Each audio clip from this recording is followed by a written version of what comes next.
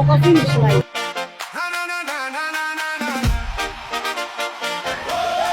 Hata hii sio 6 months.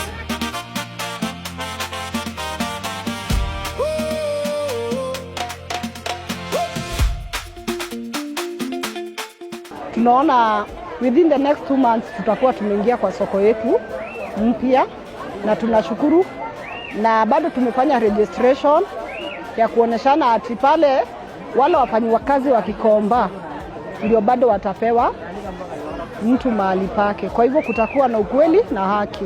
We are around 4,500 traders hapa wa pande ya viatu. Hakuna mtu atabaki hapa. And the reason as to why he want to do so, because he wants to continue doing the phase 2.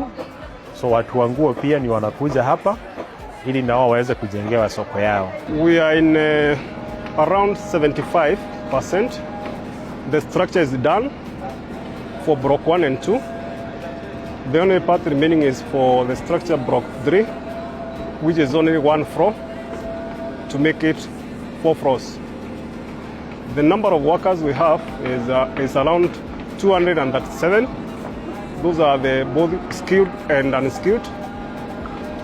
And also part of the roof work is also in the progress. Na vile inajengwa, it's being customized in a way yenye sisi tunataka, because the planners ama the contractors, they may not know the user needs.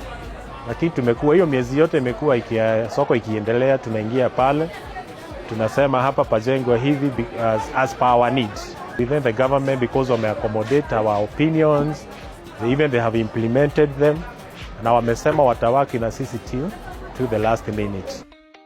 It is not done until it is done. Rome was not built in a day. Success is not a flash. It is built incrementally.